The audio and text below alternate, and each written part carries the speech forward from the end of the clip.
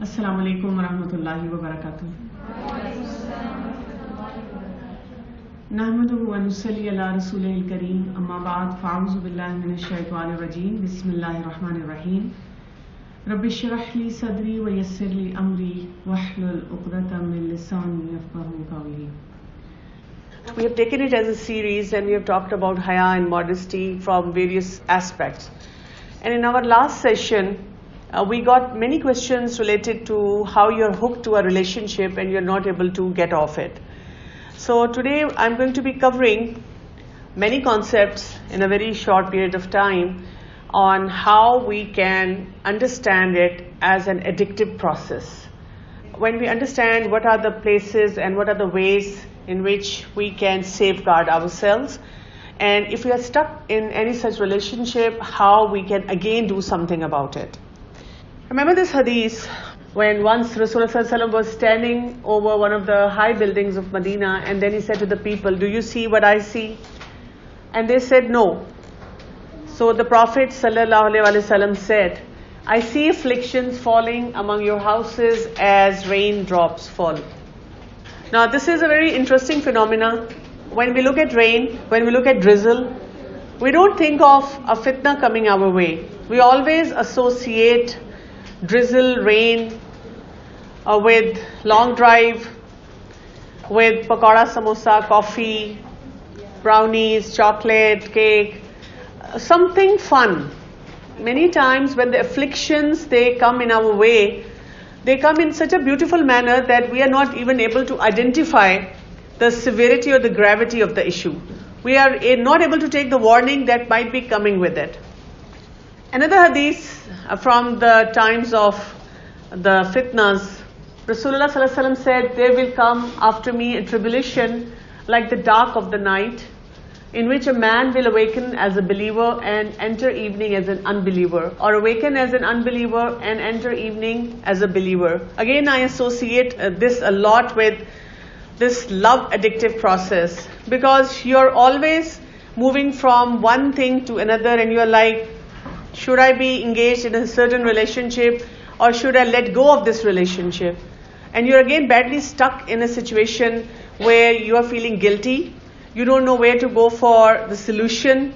There are not many people who would guide you, and many times the guidance that we are seeking from usually our friends, they also don't have the right perspective. So if you look at this love, it is loaded with haram, lies, blackmails, heartbreaks, and a lot of parental dilemmas, a lot of parental issues. You end up into more conflicts with your parents. So when we say love in the air, when we say to pyar karne wale dil, when we look at someone and we are like, oh, but that's not actually awe. That's a load of issues, a baggage of issues, which sort of kills you inside. But the question comes over here, why? Why do people, if it's such a bad thing, why do people end up in such relationships? Today I'm going to give you psychological perspective, how these things work. Mashallah, Sister Aisha has given you all the details from the Islamic perspective, so we can sort of build that connection between the two. The reason is this.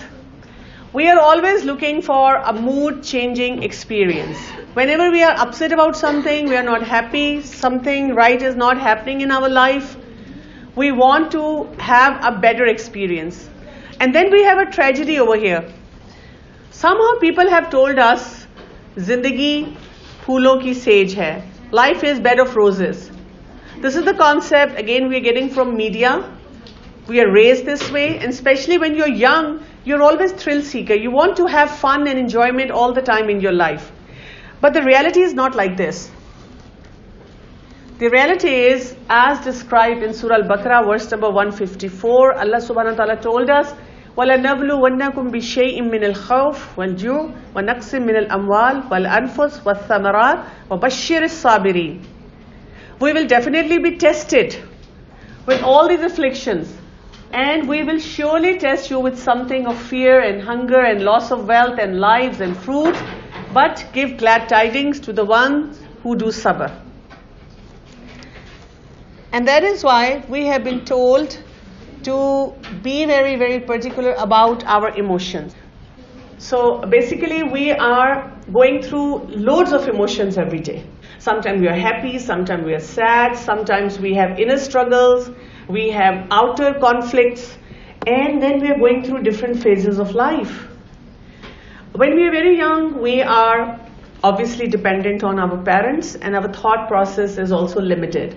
When we are at the other extreme of life, again we are dependent on our children, and our thought process again goes back to a limited time frame. It's the in-between phase when you are young, when you are energetic, when you feel everything is with you, you are in full control of your life and the decisions you make. That's when we usually become very reactive. And that's the time when we are standing every other day at a crossroad where you have to decide whether I should be doing it or I can't do it. So that's when we fall prey to these moments, living in the moment, saying, let me just do something right now. Thodi der ki khushi. Just a moment of pleasure right now. I don't intend to have a lifelong relationship. I know it's haram, but what's wrong with chatting when I'm so bored? Everyone seems to be having love and fun in their life. So just for the thrill of it, let me enjoy something. Over here, I would like to explain to you the addictive cycle. This goes for the behavioral addictions and the substance addictions. So the pattern goes in a similar manner. What happens is you have an emotional trigger. Something happens in your life. You get craving for that mood, the right mood. So you do a ritual. And then you get into the habit of using it again and again. Once you're done with any ritual, you get a guilt. What did I do? I shouldn't have done it. That gives you another emotional trigger. And because of that, you go back into this vicious loop. Let's apply it to the love. You were not having good relationship with your parents. You had a fight with your mom or dad over something. You had a bad day at university. Your sister or brother said something to you. You had a rishta coming up and they somehow rejected you. And you felt so low at that moment. It could be any trauma in your life. And you were sitting and you were feeling dead bored. You were feeling like nobody. This became an emotional trigger. On your laptop, you're just net surfing. You're on your Snapchat, Instagram, Facebook. And somebody just popped up trying to talk to you. Now, you had a craving to just be happy at that time. Or you just ended up watching a movie because you were so bored, so depressed, felt like nobody. And somebody comes up and because of that craving, what you do is you end up into a ritual. You just chatted. He doesn't know me, I don't know him. I'll just talk for a minute. I'll block him later on. I don't have to carry on this relationship. Okay? And then you get going. You are explaining things to him. He's talking about something. You're talking about something. And once you're done with it, you sit back and you're like, Astaghfirullah, what did I do? What did I do? This is haram. I shouldn't have done it. I shouldn't have been talking to him. This gives you another emotional trigger. The next day, the whole night, probably you were not able to sleep. The next day at university, you're not even able to say anything to anyone. Or if you have a best friend who is able to give you a shoulder to cry on, she would say, Kya ho gaya? What difference does it make? You also need a loved one in your life. You're lucky if you found someone like that. Someone who cares about you. Or if you're not able to explain to anyone, you're carrying that emotional bag, you come home, you pick on other people at home, you're again sitting, open your laptop, either you're looking for that craving or the other person comes up and you have another ritual. And then another guilt.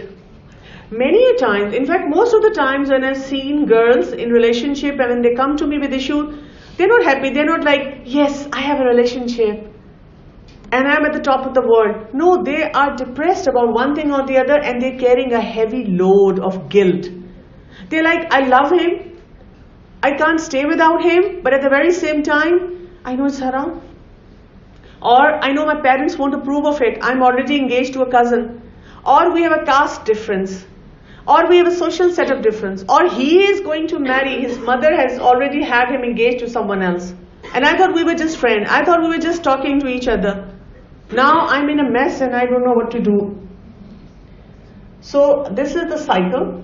Now we need to understand 3 brutal realities. Number 1, such issues can become stronger than you.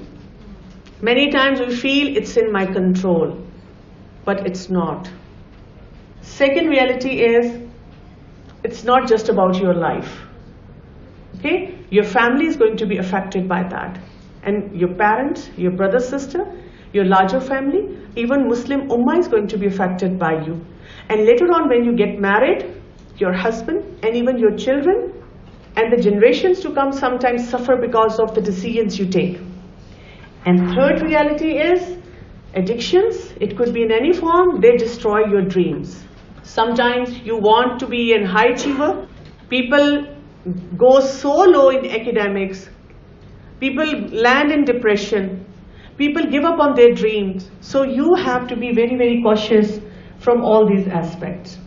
Now, how do these addictive patterns develop? Because many times when we look at such people, we are like, I was going so fine in my life. I used to look at people and despise them. Astaghfirullah, what kind of things they're engaged in. And look at me, suddenly I am doing the same thing. How did I do it? How did I get into this? Just one day I got up and I started having an affair? No, it doesn't happen like that. Let me give you all the background, because once you understand the background, you can start working on yourself. I've also come across girls who are repeatedly into one relationship after another. Also, I have come across girls who say, I blocked him, I stopped talking to him for a couple of months, and then I couldn't resist myself. I go back again in the same relationship. Then I'm with him for a couple of months or weeks, then I again quit. The cycle keeps going on. Let's try to understand that. Basically, we have micro addictions. What are these micro addictions? We all have them. Some have strong ones and some have weak ones. I'm going to explain a couple of these micro addictions to you. These are the thought process addictions. Our environment, our personality, our temperament, what we learn, our experiences, our belief systems, they work on us and they give us these micro addictions. These are the thought process addiction. And if you start working on your micro addiction, then you can safeguard yourself from lot of addictive processes. You can put a halt over there.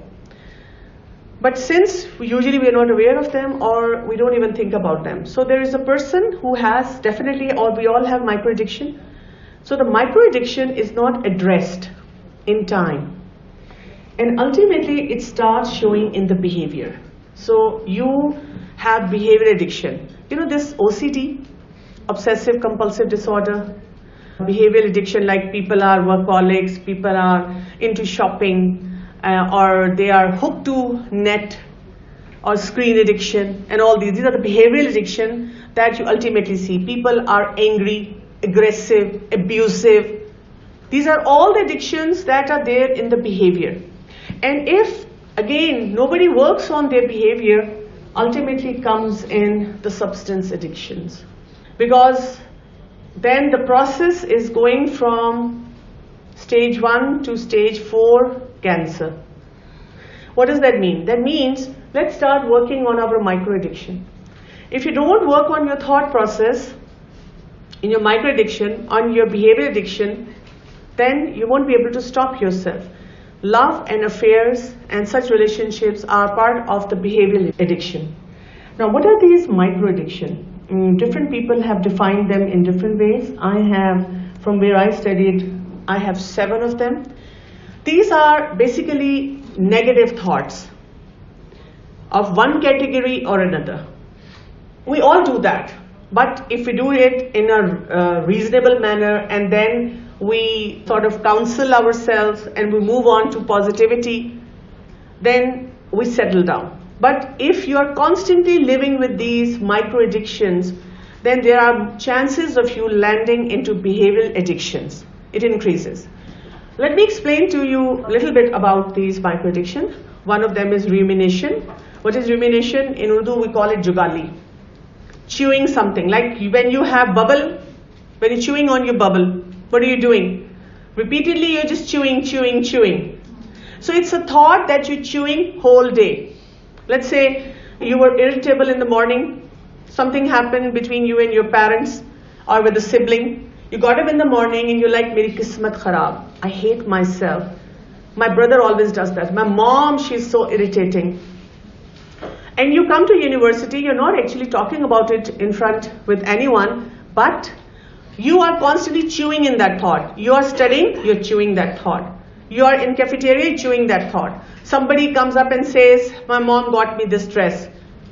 There are going to be triggers around. And you will start chewing on your thoughts. Sabki ammiyan itni achhi hai, meri ammi achhi nahi hai. You look at Snapchat, someone has posted a picture about her mom, her birthday or whatever.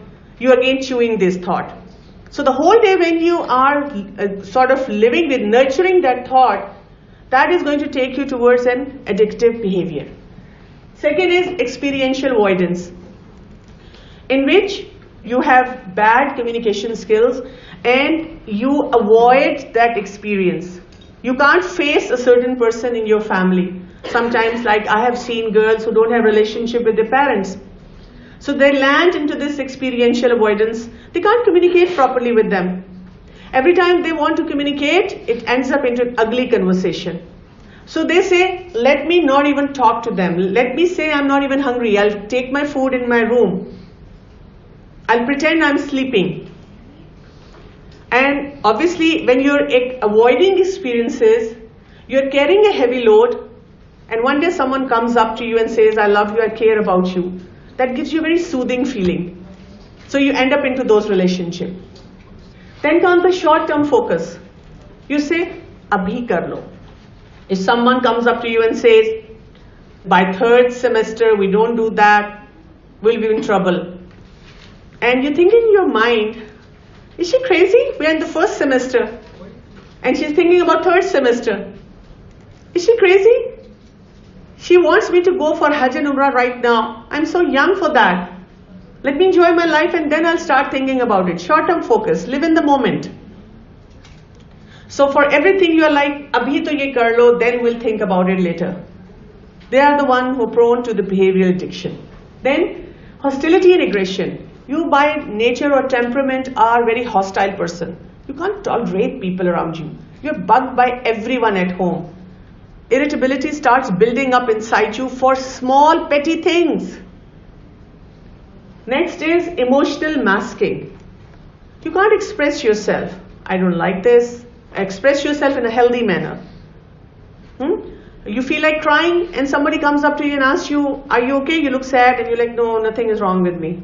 Well, I'm not saying that you start over-expressing yourself, but there are times when you need to talk to someone. When you need to let it out, vent it out. So when you are masking your emotions, that means again you're a very negative person. And because of that again you're looking for all the pursuits of happiness.